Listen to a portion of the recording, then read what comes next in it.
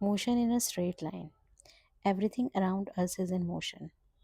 हर चीज़ हमारे आसपास मोशन में है, चाहे वो कुछ चाहे वो कुछ ऑब्जेक्ट्स हों जो हमारे आसपास हम मूव कर सकते हैं, प्लैनेट्स हों जो सन के अराउंड रिवॉल्व कर रहे हैं, या फिर एयर है जो हमारे लंग्स में अंदर जाती है फिर बाहर आती है, या फिर ब्लड आर्टरीज में जो ब्लड है, हर चीज़ मूव कर रही है।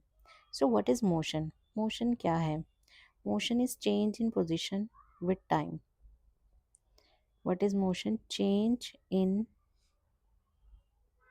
Position with time. और मोशन जब स्ट्रेट लाइन में होता है तो हम उसे कहते हैं रेक्टिलिनियर मोशन।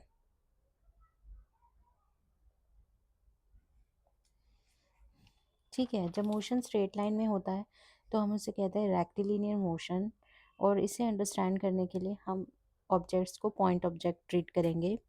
और ये अप्रॉक्सीमेशन तब तक वैलिड है जब तक कि जो हमारे ऑब्जेक्ट का साइज़ है वो हमारे पॉइंट ऑफ ऑब्जर्वेशन का जो डिस्टेंस है वहाँ से बहुत कम हो।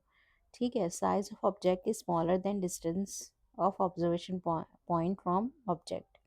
तो रियल लाइफ में ज़्यादातर सिचुएशंस में ऐसा ही होता है, इसलिए हम ऑब्जेक्ट्स को पॉइंट ऑब्जेक्ट ट्रीट कर सकते हैं। मोशन को अंडरस्टैंड करने के लिए now we will talk about velocity and acceleration. What is instantaneous velocity and what is instantaneous velocity? Instantaneous velocity को हम define करते हैं instantaneous velocity को हम define करते हैं dx by dt से। ठीक है, so v is equal to limit delta t approaching to 0 dx by dt, sorry delta x by delta t which is equal to dx by dt. So this is velocity और instantaneous velocity. Instantaneous speed क्या होगी? Magnitude of this velocity. तो अगर हमारे पास जो velocity है वो -24 या +24 है तो आपकी स्पीड क्या होगी? 24। That is magnitude of the velocity. Now what is acceleration? Acceleration की बात करेंगे तो असलरेशन क्या होता है? असलरेशन इज, ये जो वेलोसिटी है ये चेंज होती है during a course of time, it changes. So ये जो चेंज है वेलोसिटी में ये टाइम के साथ भी हो सकता है और डिस्टेंस के साथ भी हो सकता है। तो इनिशियली गैलीलियो ने देखा कि हम एक्सेलरेशन को डिफाइन कर सकते हैं as rate of change of velocity with distance और with time. But rate of change of velocity with time is a constant of motion for all objects in free fall. तो rate of change of velocity time के साथ जो है वो एक constant of motion होता है। वहीं अगर हम rate of change of velocity with distance consider करते हैं तो वो कांस्टेंट नहीं होता and it decreases with increasing distance. इसीलिए एक्सेलरेशन को डिफाइन किया गया rate of change of velocity with time. ठीक है, तो एवरेज एक्सेलरेशन को हम कैसे डिफाइन करते हैं? v2 minus v1 by t2 minus t1। This is average acceleration, average change of velocity with time, rate of change of velocity with time। अगर हम ग्राफ ड्रॉ करें v और वेलोसिटी और टाइम के बीच में, तो जो स्ट्रेट लाइन है उसका स्लोप से हम एक्सेलरेशन फाइंड आउट कर सकते हैं। ठीक है, तो जैसे कि ये हमारे पास एक कर्व है v और t का और ये स्ट्रेट लाइन है। तो अगर हम इसका स्लोप कंसिडर करें तो ये v2 हो गया, ये v1, this is t1 and this is t2। तो एवरेज एक्सेलरेशन क्या हो गई? v2 minus v1 by t2 minus t1। So this is average acceleration. तो इस स्ट्रेट लाइन का जो स्लोप है उससे हम एवरेज एक्सेलरेशन डिटरमाइन कर सकते हैं। और इंस्टेंटेनियस एक्सेलरेशन हम वैसे ही डिफ़ाइन करेंगे। इंस्टेंटेनियस एक्सेलरेशन जैसे हमने वेलोसिटी डिफ़ाइन की थी, limit delta t approaching to 0, delta v by delta t. So this is instantaneous acceleration.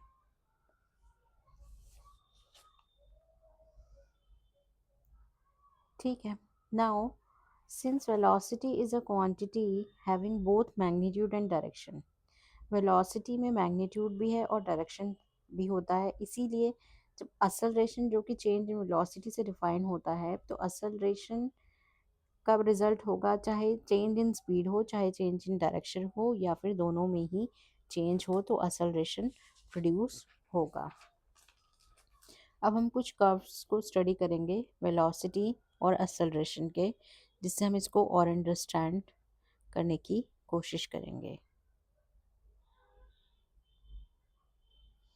तो हम कुछ ग्राफ्स लेते हैं, जैसे कि ये हमने एक ग्राफ लिया v और t, ये अपवर्ड है, ये दूसरा लिया v और t, ये डाउनवर्ड है, और ये हमने थर्ड लिया जो कि एक स्ट्रेट लाइन है. तो अगर हम पहले वाले कर्व में देखें तो आप देख सकते हो कि ये कर्व अपवर्ड है. ठीक है, इस केस में कर्व अपवर्ड है, तो अगर हम इसका स्लोप निकालते हैं तो वो क्या होगा, पॉजिटिव. तो इसीलिए यहाँ पे क्या होगी, पॉजिटिव असलरेशन. तो अगर आपका कर्व अपवर्ड है तो आपकी एक्सेलरेशन पॉजिटिव होगी. अगर आपका कर्व डाउनवर्ड है, जैसे कि सेकंड केस में है, तो आपकी एक्सेलरेशन क्या होगी, negative. So this is negative acceleration. और इस केस में जहाँ पे कि आपकी स्ट्रेट लाइन है, वहाँ पे एक्सेलरेशन क्या होगी, ज़ीरो.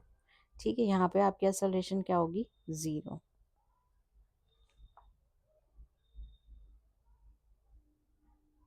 अच्छा सॉरी, ये वेलोसिटी नहीं, ये इस पोजीशन के साथ है टाइम. अब हम वेलोसिटी टाइम ग्राफ के भी कुछ एग्जांपल लेते हैं.